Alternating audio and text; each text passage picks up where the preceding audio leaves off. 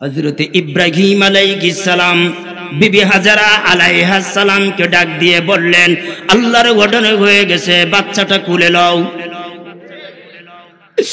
আমি তোমারে নিয়ে মক্কা ভূমিতে চলে যেতে হবে, চলো চলো চলো।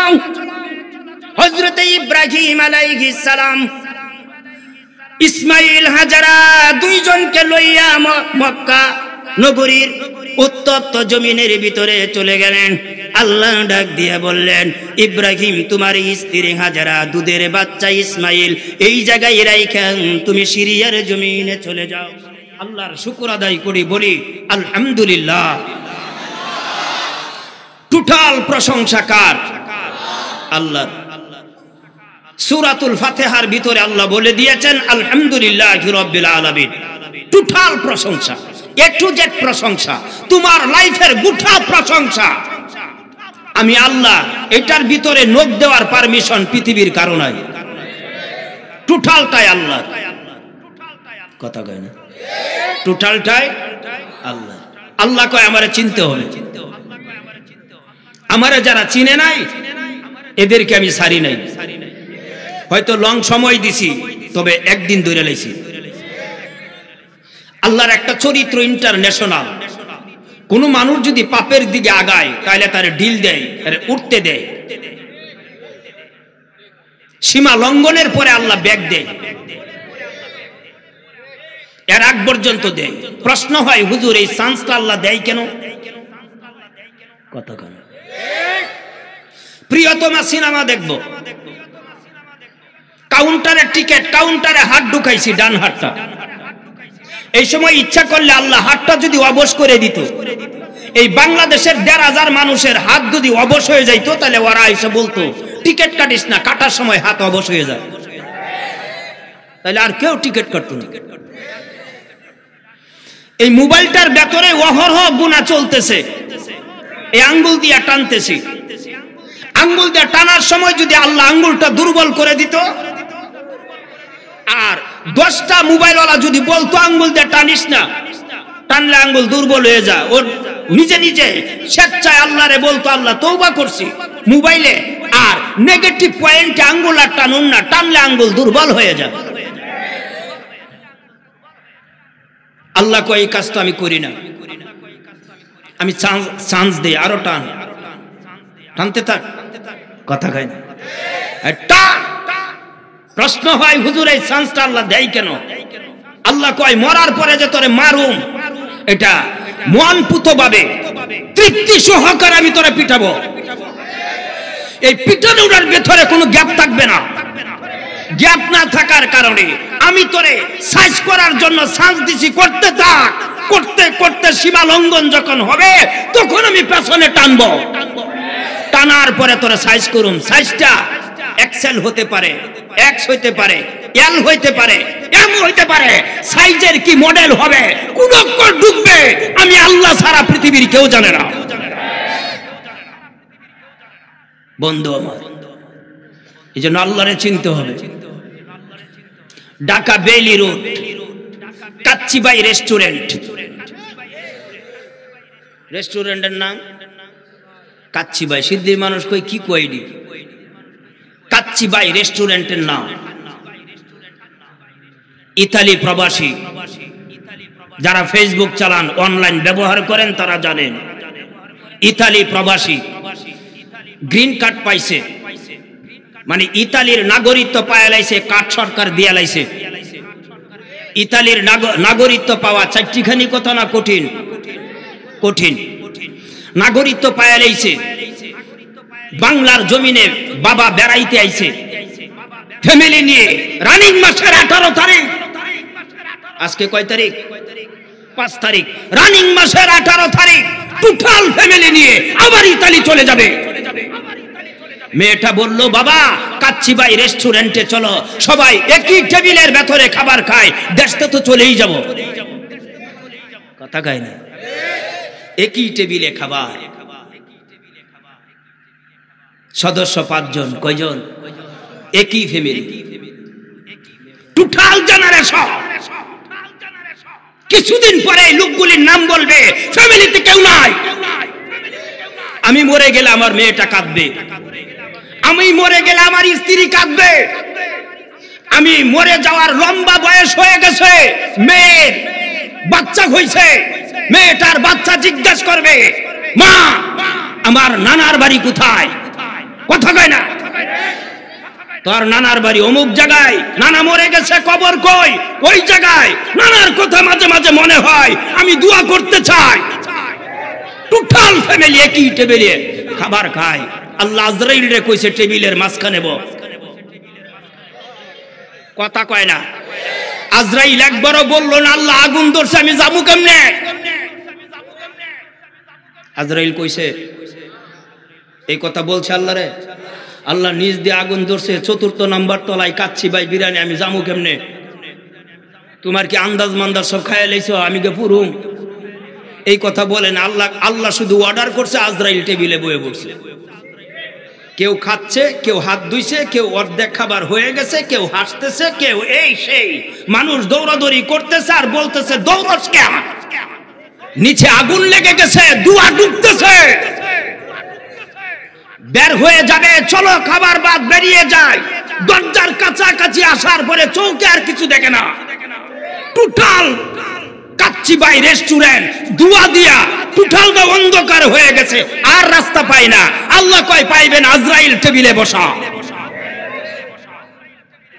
এই জন্য আজকের যুবক ভাই, বেলতলির যুব সমাজ কত সুন্দর উদ্যোগ করে দিয়েছে। আপনারা কোরআন হাদিসের আলোচনা শুনবেন, এখান থেকে আমরা আমল শিখবো। আমল আজকে বাংলাদেশ থেকে আমল বিদায় নিচ্ছে, বিদায় আমাদের কপালে গজব। আমল নিব, আমল। এই চাঁদের নাম হলো শাবান। চারটা চলতেছে, চাঁদের নাম শাবান না, শাবান তো গোসল করে, শাবান না, শাবান। মাঝখানে একটা আইন আছে, কথা খায় না। যদি সাবান কোন তাইলে আবার জিজ্ঞাসা করবে কোন কোম্পানি। আমরা কিন্তু শাবান এই মাসের এই চাঁদের নামটা শুদ্ধ করে বলতে পারি না, আবার কলার লড়াই চিনস আমি কেডা, কথা কয় না। আল্লাহ কয় শাবান চাঁদের নাম আমি রাখছিলাম, তুই জীবনে শুদ্ধ করে পড়ার জন্য একবার চেষ্টা করলে না। শুদ্ধ তুই পড়ছ জানুয়ারি, ফেব্রুয়ারি, মার্চ।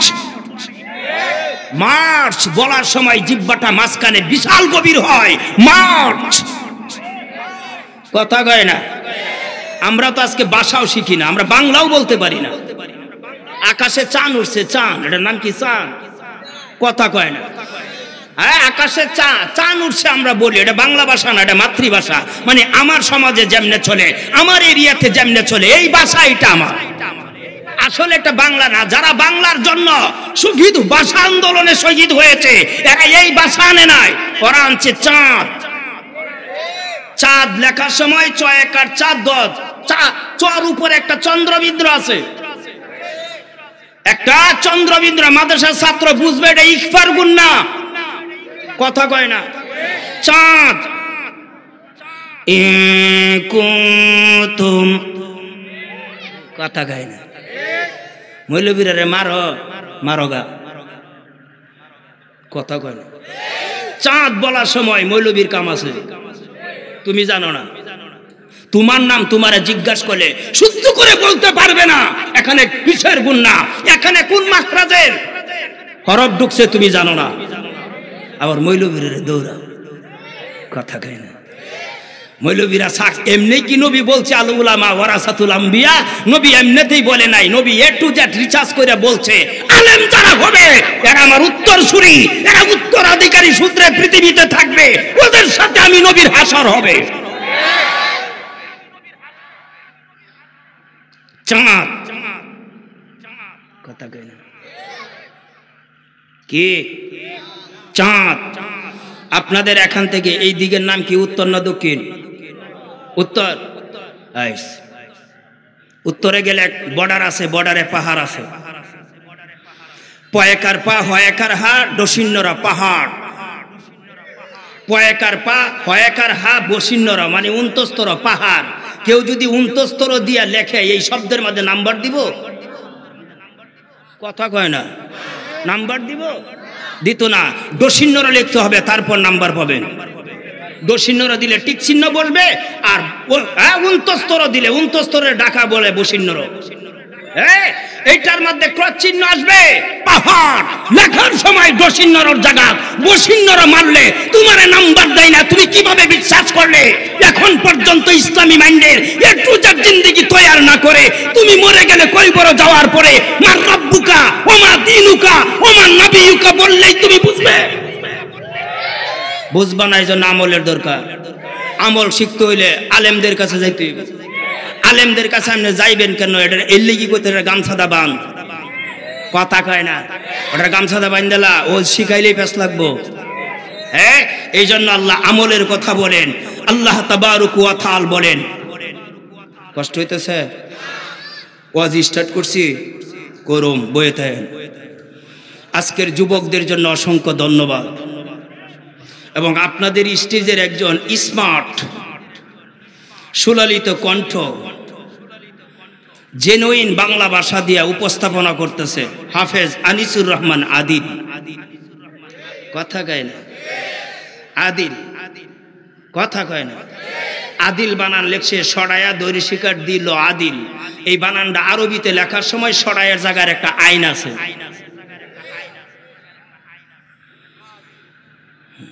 বন্ধুগণ আমার, নাম লইয়া কত পেস, এবার গ্যাদারিং করে।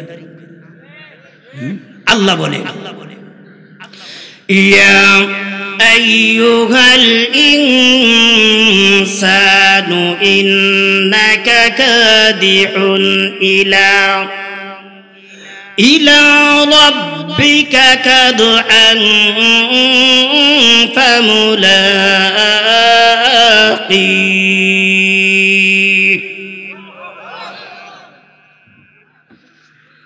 আল্লাহ তাবারক ওয়া তাআলা বলেন, ইয়া আইয়ুহাল ইনসান, হে পৃথিবীর টোটাল মানুষ, ইহুদি নাসারা খ্রিস্টান বৌদ্ধ মুশরিক কুফার মুসলিম হিন্দু সব ইনসানের মধ্যে শরীক। আমার আল্লাহ ডাক দিয়ে বলেন, পৃথিবীর মানুষেরা তোমাদেরকে ডাক দিয়ে বলতেছি, ও পৃথিবীর মানুষেরা, যেই ধর্মেরই হয়ে থাকো, যেই জাতিরই হয়ে থাকো, আমি তোমারে বলে দিতে চাই, তোমাদেরকে জানিয়ে দিতে চাই, তোমরা যদি আমারে পাইতে চাও, আমাকে যদি পাইতে চাও, আমার লাইন যদি ক্লিয়ার করতে চাও, আমার পর্যন্ত আসতে চাও, আমার সাথে সম্পর্ক যদি তুমি সুন্দরভাবে গড়াইতে চাও, পৃথিবীর মানুষেরা, যদি আমার পর্যন্ত তুমি আসতে চাও, আমার সাথে ভালোবাসা তৈরি করতে চাও, আমার ঠিকানা পর্যন্ত তুমি চলে আসতে চাও, হাসরের ময়দানের মালিকের সাথে যদি প্রেম গড়াইতে চাও, তাহলে তোমার আমার কমনে চলতে হবে, আমার বিধানে চলতে হবে। আমার আল্লাহ যে সংবিধান দিয়েছেন আল কোরআন, এই সংবিধান অনুযায়ী জীবনটা গড়াইতে হবে। আমি আল্লাহরে জিজ্ঞাসা করলাম, আল্লাহ তুমি বলে দিয়েছো ফামুলাকি, আমার সাথে যদি সাক্ষাৎ করতে চাও, মুলাকাত করতে চাও, আমার পাশাপাশি বসতে চাও, যদি আমি আল্লাহর সাথে তোমার পরিচিতি লাভ করতে চাও, পৃথিবীর মানুষ জগৎটার ভিতরে রিচার্জ করে চলতে হবে, আমি আল্লাহর বিধানে জীবন গড়াইতে হবে। আল্লাহর কথা শেষ হয়ে যাওয়ার পরে আমি যদি আল্লাহরে জিজ্ঞাসা করি, তোমার কমনটাই মেনে নিলাম, তোমার মতেই চললাম, তুমি আমারে কি দিবা জানতে চাই। কথা কয় না, আমারে তুমি কি দিবা জানতে চাই। বেলতলির যুব সমাজ আজকে তাফসীরুল কোরআন মাহফিলের ব্যবস্থা করেছে। এখন যদি আপনাদেরকে আমাদেরকে প্রশ্ন করে, আজকের সমাবেশের ভিতরে যদি প্রশ্ন করে, আমরা যুব সমাজ অনেক দিন ধরে রক্ত পানি করে পরিশ্রম করে ঘুম হারাম করে এই সুন্দর পরিবেশ কায়েম করেছি, হুজুর আপনি বলে দেন এর পরিণাম, এর পরিস্থিতি, এর মজুরি আমাদের কি হবে? প্রশ্নের জবাব হবে আজকে তাফসীরুল কোরআন মাহফিলের ভেতরে। আলোচনা শোনার পরে একজন মানুষ মদ পান করতো, আলোচনা শোনার পরে মদ পান ছেড়ে দিছে। একটা মানুষ নামাজ পড়ে না, এই তাফসীরুল কুরআন মাহফিলে আসার কারণে উদ্যোগ নিয়েছে, আল্লাহ মরণের আগ পর্যন্ত আর কোনোদিন নামাজ ছাড়বো না। আজকের মাহফিল থেকে, প্যান্ডেল থেকে উদ্যোগ নিয়েছে, ওগো আল্লাহ কোনোদিন রোজা রাখি না, 5ই মার্চ মঙ্গলবার বেলতলির যুব সমাজ এই মাহফিলের ব্যবস্থা করার কারণে, হযরতে উলামায়ে কেরামদের আলোচনা শোনার কারণে মনটা বড় দুর্বল হয়ে গেছে। বিদায় আল্লাহ তোরে কথা দিলাম, আগামী রমজানের ভিতরে একটা রোজা আমি আর ছাড়বো না। যদি এমনটা হয়ে যায়, আজকের সমাজ হাসরের ময়দানে এ to Z success, A to Z success. হাসরের মাঠে বেনামাজি নামাজি হয়েছে, রোজাদার হয়েছে, অভদ্র লোকটা ভদ্র হয়ে গেছে, মদ পান করে লোকটা মদ ছেড়ে দিছে, গাঞ্জা টানে বেড়া গাঞ্জা ছাইরা দিছে।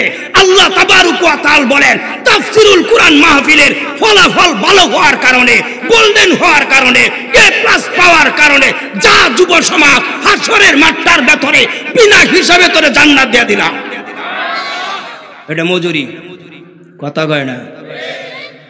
এই জন্য প্রতি বছর মাহফিল হইলে আপনারা সাথে থাকেন, কথা কয় না। ওরা ভালো করছে না খারাপ? ভালো করছে। যে যুবকটিরা এসে দেখলাম, ইচ্ছা করলে ওরা বাংলাদেশের স্মার্ট ছোট ছোট কাপড় পরে এমন একটা যুবতী মেয়ে শিল্পী হিসাবে স্টেজ আনতে পারত, আনলে ওরাও পড়তো, আপনারাও পড়তেন। এরা এমন একটা সিচুয়েশন তৈরি করেছে, ওরাও বাঁচতে চায়, আপনাদেরও বাঁচাইতে চায়। ওরা ভালো করছে না খারাপ? আল্লাহরে জিজ্ঞাসা করছি, আল্লাহ কমন তোমারটাই মানলাম, বিধান তোমারটাই নিলাম, দিবাটা কি? বুঝতেছেন না ঘুমাইতেছেন? মাহফিল পুরা সাকসেস। বহুত লোক ডিজিটাল আপডেট সময়ে এইভাবে কোরআনের তাফসীর অনেক জায়গায় শুনে না। কি কর? অনেক জায়গায় শুনে না। আপনাদের মাঠটা পুরো আরাফার ময়দানের মতো, আর পিছনে যেভাবে দাঁড়ায় রয়েছে বোঝা যাইতেছে হ্যাঁ আরো 3টা মাহফিলের সমান জায়গা দেওয়ার দরকার ছিল। যারা দাঁড়িয়ে রয়েছে তাদেরকে অসংখ্য ধন্যবাদ। সুযোগ পাইলে বসে যান। আল্লাহ তুমি দিবাটা কি? আল্লাহ বলেন আমি তোরে দিতেছি। হ্যাঁ, মাঠে অনেক জায়গা আছে, খালি জায়গা আছে। যদি আপনাদের ইনসাফ থাকতো আর বিবেকটা সুন্দর থাকতো তাহলে জায়গা দিয়ে দিতেন। আয়েন না একটু বিবেক দিয়ে কাজ করি। এই বিবেকরে কিন্তু বিচার করবো আল্লাহ। এটা কিন্তু হক নষ্ট করতেছেন, কথা কয় না। গামছা দিয়ে ধরবো, তুই বইছিলে হেরে জায়গা দিলে না কে? জায়গা থাকার পরেও আয়েন একটু আগায়, আয়েন না, আয়েন না, আর একটু জিকির করেন। লা ইলাহা ইল্লাল্লাহ, লা ইলাহা।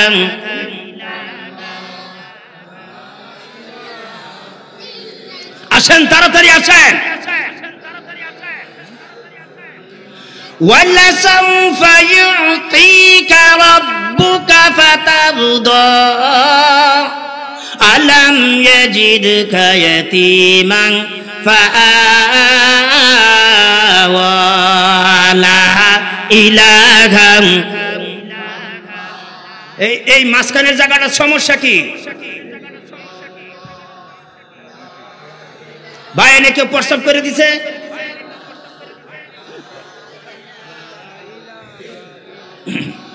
এই যুবক, মাঝখানের জায়গাটার সমস্যাটা কি? রেড সিগন্যাল কেন? একটু সামনে আয়েন না, একটু ভালো দেখা যাক, পরিবেশ সুন্দর করেন। আসেন আসেন। আহারে শিল্পী আইলে তো যুবকটি আগে আইতো রে, আর বুড়া মানুষের কোনি মেরে ফালাই দিত, আর কইতো মর, একটা পাও কই পরে গেছে সামনে কি করে? কথা কয় না। আজ গা গায় আহে না রে। আইরে বিবেক, হাইরে ইনসাফ, হাইরে মেমোরি রে, কথা কয় না। ও আল্লাহ তুমি দিবাটা কি?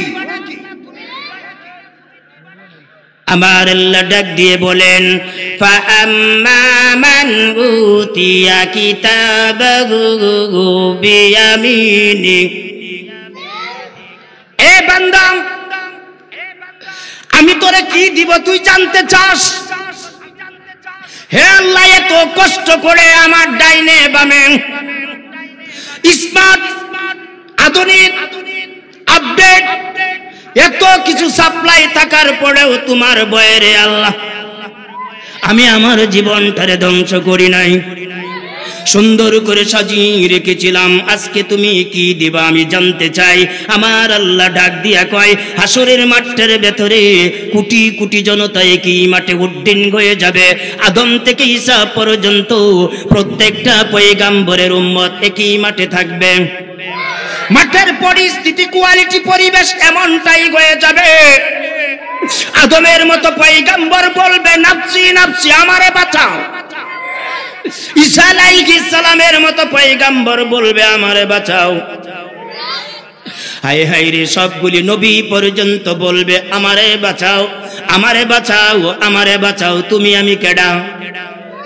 আমাদের পরিস্থিতি বড় ভয়াবহ হয়ে যাবে।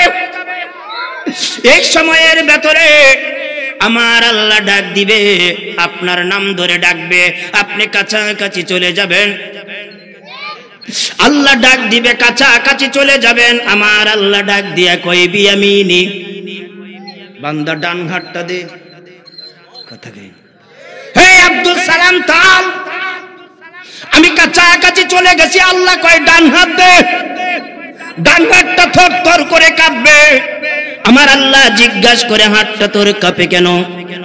আমার ভয় হইতেছে রে আল্লাহ, এই মাঠের ভেতরে কেউ কাউরে চিনে না, কারো কোনো কমন মানে না, কারো সাথে কথা বলে না, যে যেই দিকে তাকাইছে পলক ফালাইবার আর চান্স নাই রে আল্লাহ।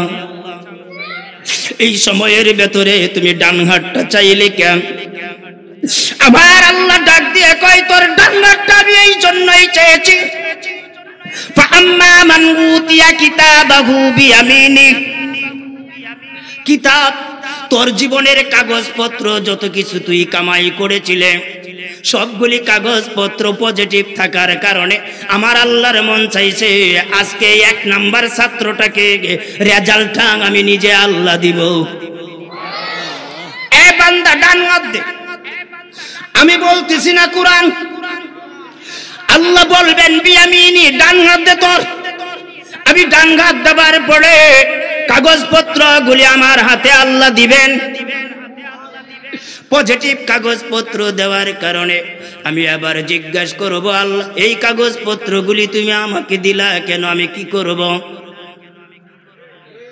আবার আল্লাহ প্রশ্নের জবাব দেয়, ডান হাতে যারে কাগজপত্র দেই এই মানুষগুলির জন্য এ টু জেড, এই মানুষগুলির জন্য জান্নাত ওয়াজিব হয়ে যায়। জান্নাত যে ডান হাতে কাগজ পাবে জান্নাত ওয়াজিব হয়ে যাবে। কথা কই না? ও বন্ধু আমার, হাসরের মাঠ জান্নাত ওয়াজিব, ডান হাতে যার আমল নামা চলে আসবে জান্নাত তার জন্য ওয়াজিব হয়ে যাবে। তবে একটা ড্যারিং সাবজেক্ট ওই মাঠের ভিতরে, ফাসাউফা ইউহাসাবু হিসাবান ইয়াসীরা। আবার আল্লাহ জিজ্ঞাসা করে, ওই মাঠটার ভেতরে জিজ্ঞাসা করা হবে তোর জীবনের এ টু জেড হিসাব আজকে দিতে হবে। জগতের ভিতরে কয় মন কয় টন পানি তুই ব্যবহার করেছিলে, হাওয়া তুই কতটুক খেয়েছিলে, বাতাস তুই কতটুক নিয়েছিলে, অক্সিজেন কতটুক নিয়েছিলে, কয় মন ধানের চাল তুই খেয়েছিলে, এ টু জেড হিসাব দিতে হবে। তোর জীবনে কত কোটিবার কথা বলেছিলে, কোন কথাগুলি নেগেটিভ, কোন কথাগুলি পজিটিভ, কোন কথার ভিতরে লাল কালি মারা, কোন কথার ভিতরে সবুজ কালি মারা। তোর জীবনের হিসাব দিতে হবে। এক গিব্বা উপরে সূর্য, জমিন বড় উত্তপ্ত। এমন সময় আল্লাহ জিজ্ঞাসা করবে, তোর জীবনের পানির হিসাব দে। কথা কই না? যেদিন থেকে আমি পানিরে পানি বলে চিনতে পারলাম ওই দিন থেকে নিয়ে আল্লাহ মৃত্যুর নিঃশ্বাস পর্যন্ত আমার আল্লাহ জিজ্ঞাসা করবে, আজকে পানির হিসাব দিতে হবে। আমাকে যদি জিজ্ঞাসা করা হয় তোর জীবনের পানির হিসাব দে, আমি আল্লাহরে সরি বলা ছাড়া আর কিছুই বলা যাবে না। পানির হিসাব দে। পানির কথা আল্লাহ কেন বললেন? তার কারণ হলো পানির বড় প্রয়োজন হবে জগতের ভিতরেও তাই। হযরত ইব্রাহিম আলাইহিস সালাম বিবি হাজারা আলাইহিস সালামকে ডাক দিয়ে বললেন, আল্লাহর অর্ডার হয়ে গেছে, বাচ্চাটা কুলে লও, আমি তোমারে নিয়ে মক্কা ভূমিতে চলে যেতে হবে, চলো চলো চলো। হযরত ইব্রাহিম আলাইহিস সালাম ইসমাইল হাজারা দুইজনকে লইয়া মক্কা নগরীর উত্তপ্ত জমিনের ভিতরে চলে গেলেন। আল্লাহ ডাক দিয়ে বললেন, ইব্রাহিম তোমার স্ত্রী হাজারা দুধের বাচ্চা ইসমাইল এই জায়গায় রাইখা তুমি সিরিয়ার জমিনে চলে যাও। হযরত ইব্রাহিম আলাইহিস সালাম হাজারারে রাইখা দিলেন, ইসমাইলরে রাখলেন, এই জায়গার ভিতরে থাকো, এই যে খাবার এই যে পানি আমি রাইখা চলে গেলাম। যেই জায়গার ভিতরে রাখছে এখানে মার্কেট নাই, দোকান নাই, বাড়ি নাই, ঘর নাই, এই জায়গার ভিতরে মানুষের সমাগম নাই, নিরিবিলি পরিবেশ, জঙ্গলময় এলাকা, পাথরি এলাকা, এই জায়গা একেবারে নিরিবিলি। হযরতে হাজারা ডাক দিয়া কয়, স্বামী তুমি হঠাৎ করে এমন পাষাণ কেন হয়ে গেলে? আমাদেরকে এই জায়গায় রাইখা চলে গেলে। আবার আল্লাহ ডাক দিয়া কয়, ইব্রাহিম রে গার ঘুরাইয়া পিছনে তাকাইস না। হাজারা পিছন দিক দিয়ে ডাকে, স্বামী গো তুমি আমাদেরকে রাইখা চলে গেলা, এই জায়গায় তো দোকানপাট নাই, পানি নাই, এই জায়গায় আসবাবপত্র নাই, মানুষ নাই, এই জায়গার ভেতরে ঘর নাই, বাড়ি নাই, কোথায় যাইব? এই মরুভূমির ভিতরে আমি আমার ছেলে দুইজন ছাড়া তো আর কাউকে দেখি না, আমাদেরকে রাইখা তুমি কেন চলে যাও? ইব্রাহিম আলাইহিস সালাম পিছনের দিকে তাকাই না, তাকাইলে ভালোবাসা বেড়ে যাবে, আল্লাহর ভালোবাসা কমে যাবে। হযরত ইব্রাহিম জান্নাতের শাহাদাত আঙ্গুল আকাশের দিকে উঠায় আর আঙ্গুল দিয়ে ইশারা করে, হাজারা রে আমি তোমারে বলে যেতে চাই, আমি ইব্রাহিম নিজের কমনে এই জায়গা থেকে চলে যাই না। উপরওয়ালা ডাক দিয়ে বলেছেন, তুমি তোমার সন্তান এই জায়গায় থাকবি, আমার সিরিয়ার জমিনে চলে যেতে হবে, বিদায় আমি চলে যাই। হাজারা তুমি বিশ্বাস করো, হাজারা আর তোমার ছেলে ইসমাইল দুইজন রে একত্রে আমি ইব্রাহিম যত বেশি ভালোবাসি, আল্লাহর কসম খেয়ে বললাম এর চেয়ে কোটি কোটি গুণ বেশি আমার আল্লাহকে আমি ইব্রাহিম ভালোবাসি। আমার আল্লাহ আকাশের ফেরেশতাগুলিরে ডাক দিয়া বলে, জমিনে তাকা, তোরা না বলছিলে মানুষ বানাইবার প্রয়োজন নাই? দেখ মানুষের ভিতরে কত প্রেম, কত ভালোবাসা, স্ত্রী সন্তানের চেয়ে আমাকে বেশি ভালোবাসে, বিদায় ইব্রাহিম পয়গম্বর গার ঘুরাইয়া পেছনের দিকে আর তাকাই না। ইব্রাহিম চলে গেছে, আমি পানি বুঝাইতেছি, পানি কি, পানির দাম কত বুঝাই বাবার, আরে ভালো করে শোনা, আমল করতে হবে, আমল করলে হাসরের মাঠে পানি পাইবা। এই উম্মতরে আল্লাহ বড় বেশি ভালোবাসে।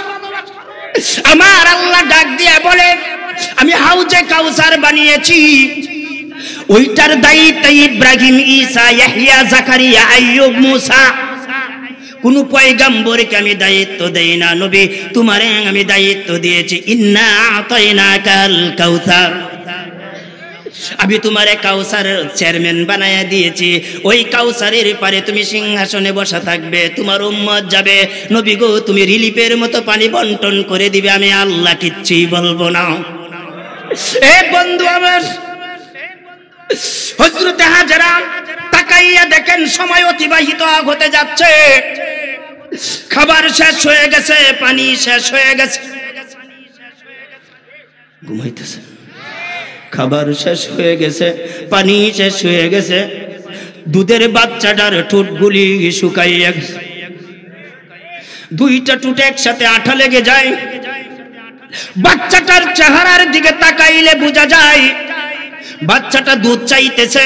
হযরতে হাজারার খাবারের অভাবে, পানির অভাবে বুকের দুধ শুকাইয়া গেছে, বিদায় বাচ্চাকে আর দুধ দিতে পারেন। মস্কের ভিতরে পানি নাই, খাবার নাই, মরুভূমির ভিতরে হযরতে হাজারা বড় বেকায়দায় পড়ে গেছে, বাচ্চাটারে চিৎ করে শুয়াইছে, উপরের দিকে বাচ্চার চেহারা, পা গুলি নড়ে। হঠাৎ করে তাকাইয়া দেখে, যারা হাজী সাহেব ভালো করে বুঝবেন, আবে জমজম কূপের পাশেই সাফা মারওয়া পাহাড়, ইন্নাস সাফা ওয়াল মারওয়াতা মিন শাআইরিল্লাহ। আমার আল্লাহ ডাক দিয়ে কয় দুটা পাহাড় আমি বানিয়েছি, এই পাহাড়ের দিকে নজর করেছে হযরতে হাজেরা। ডাক দিয়ে বলে আমি ছেলের কাছ থেকে পাহাড়ের দিকে তাকাইতে যাইয়া দেখি এই পাহাড়ের কাছাকাছি পানি মনে হয় ঢেউ খেলতেছে। আমি বাচ্চাটা এই জায়গায় রেখে পাহাড়ের কাছাকাছি গেলাম, যায় দেখি পানি নাই, পাথর। আমি নিচ থেকে উপরের দিকে তাকাইয়া দেখি পানি দেখা যায়। আমি উপরের দিকে তাকাইলাম, তাকাইয়া উপরে চলে গেলাম, যায় দেখি পানি নাই, পাহাড়। এই পাহাড় থেকে নিচের দিকে অপর পাশে তাকাইলাম, তাকাইয়া দেখি পানি দেখা যায়। আমি আবার ওই পাশে যায় নিচে নেমে গেলাম, যাইয়া দেখি পানি নাই।